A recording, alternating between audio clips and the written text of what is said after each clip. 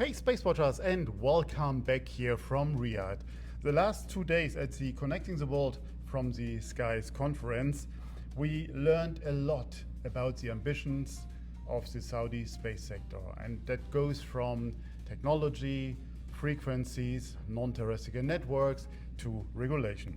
And I'm very happy now to talk with Dr. Olga Volynskaya, Assistant Professor at the College of Law at the Prince Sultan University here in Riyadh. Olga, how are you doing? All good, thank you, Torsten. Alhamdulillah, as they say here in Saudi. How about you?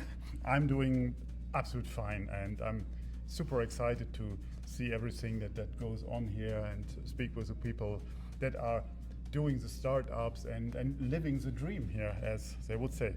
So, you made headlines this year. You with your team, of course, at the Moot Court. So, because you were organizing, mentoring the first Saudi team. Tell us more about that. Yeah, that was the very first experience of the kind for myself. It was my first full-time coaching, again, of the first ever Saudi student team to participate in the Manfred Lachs Space Law Moot Court competition. I had a girls-only team, and they did exceptionally well, and we managed miraculously to go through the oral rounds in Tokyo, and the girls competed there on a really high level. They did their best, and the team was even awarded a special prize, the Spirit of Lachs award that they proudly brought back home. So all of us are really super proud, and especially for me, that's the very first time such experience. I'm really very happy and very thankful to all the people who made it happen. And if I may, to mention just a few of those people, big thanks and a huge hug to Stephen Freeland, our good friend, who was a great help of us, who advised us in that journey, and of course Kayo Veshrogl, the president of the ISL, who was there for us, who supported us, who made it happen actually, that we were there, welcome in Tokyo, and surely the Tokyo organizers. So a huge thank you to all of you, to all our space law community for your support. Really appreciate it. Thank you.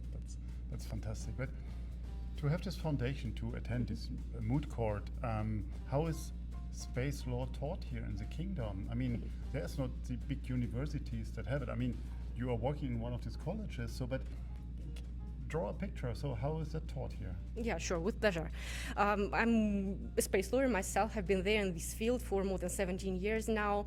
And when I came to Saudi just a few years ago, what I discovered that there was no space law found here in Saudi Arabia, although the best moment ever came, the successful space flight of the two Saudi astronauts, Rayana Barnawi, Ali Al-Karni, returned to outer space, heroes for the kingdom. And of course, as a space lawyer, I decided to use that moment in order to convince my bosses here and to convince my students that this is an amazing branch of law, it's super exciting. And that is how it all began for me in my university, Prince Sultan University. We are now working hard on launching the first ever educational course on space law. And in addition to that, we are also now creating the new college. It will be called the College of Space and Aviation Sciences in Prince Sultan University. And in that college, we'll offer bachelor and master programs. And the master program will have as one of its specialization in international space law, which I'm really super proud of. Hopefully it will fly as intended. And also one of the best things about that program is that it will be open to foreigners, since a great focus is paid on offering top-class education there in English, not only in Arabic, but the most of the courses are supposed to be taught in English. I see. I mean, I assume that will also serve this huge demand that we see or that we can see on the horizon when it comes to policy, when it comes to law, when it comes to regulation at the end.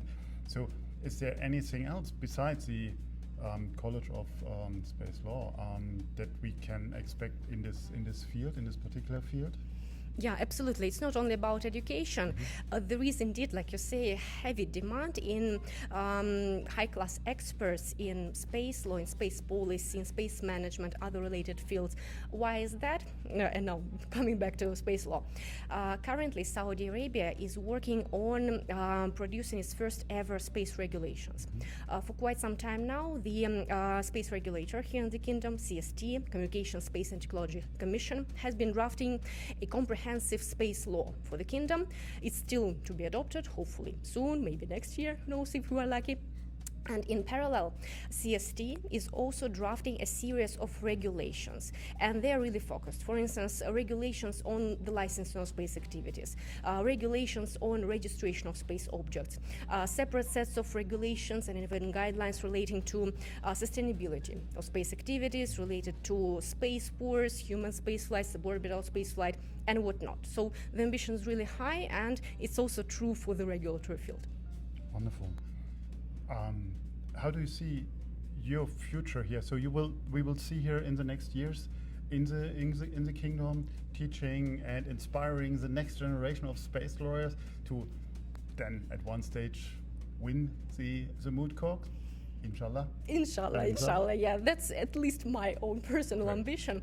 At least everything I can do, I try to do that. And I have a lot of positive feedback, first of all, from my students. Yeah. They love it. They love the very idea of space law. So I really have grateful audience here to work with.